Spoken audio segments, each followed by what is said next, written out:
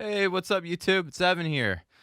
I'd like to welcome you guys to my new channel. It's going to be more along the lines of creating songs and how they work together between the rhythm, lead part, and we'll even include some bass parts.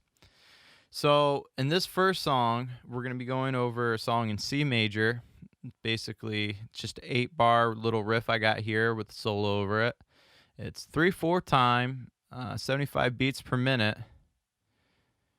And I wrote a simple drum beat with Easy Drummer. So let's get into a little bit. We'll talk about the rhythm part. In the rhythm part, you're going to start on C major, and you're going to go to C7, and then to F7. And you're basically going to just repeat that 4 times. It's nothing too crazy. It's something that you don't necessarily have to play a fingerstyle like I'm doing here. You could strum it. I mean, you could play, dotted half notes through it, which is 3 beats, and for each chord. So you could go C 1 2 3, C7 1 2 3, F7 1 2 3, back to C7 1 2 3, and C7 1 2 3. You could do something as simple as that. So I want you guys to keep that in mind. So check out the video with the tab, and we'll go into the next lead, or we'll go into the bass part, and then we'll finish with the lead.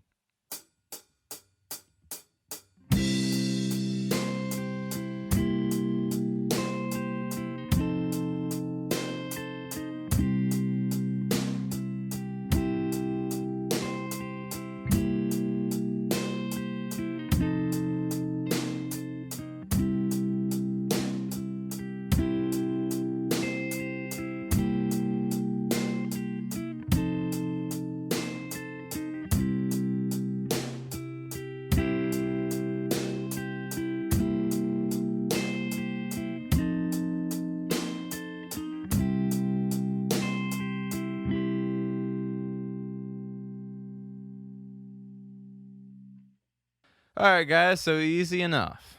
So you made it onto the bass part. So here I'm playing just a simple fingerstyle bass. You can use a pick. I prefer using the fingers on the bass. A little more traditional, in my opinion. I think for the style, it gives you a little bit more roundness to the bass. And speaking of like that, kind of getting that, I typically roll the tone back too, and I use the P pickup on my bass.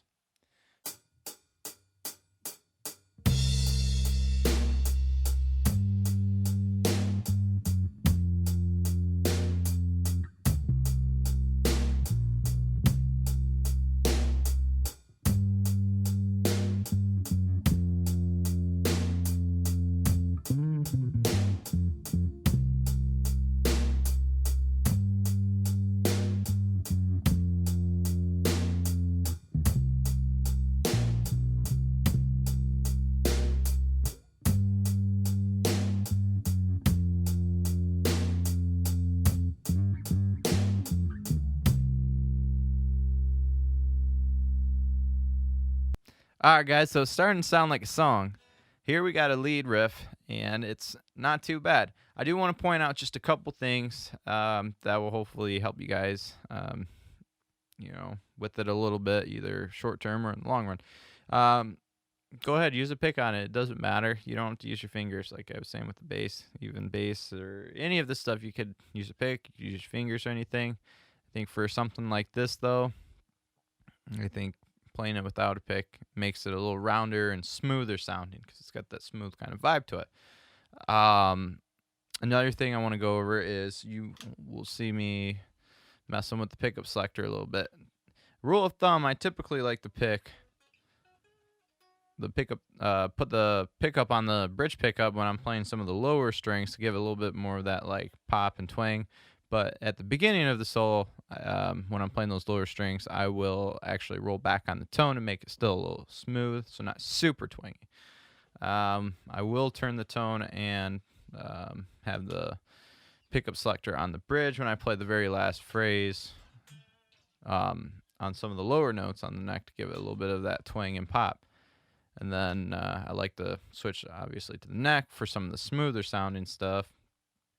And You know, even some of the higher parts sounds good too with the bridge pickup if you just roll your tone back, and you kind of get that in between sound, in my opinion.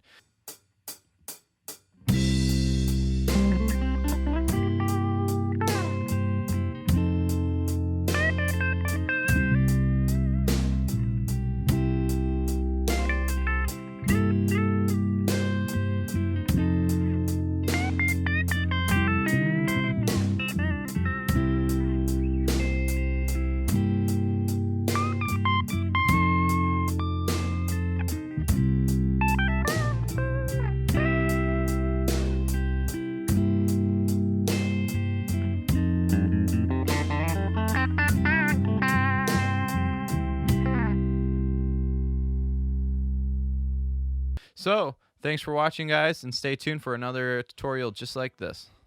See you soon.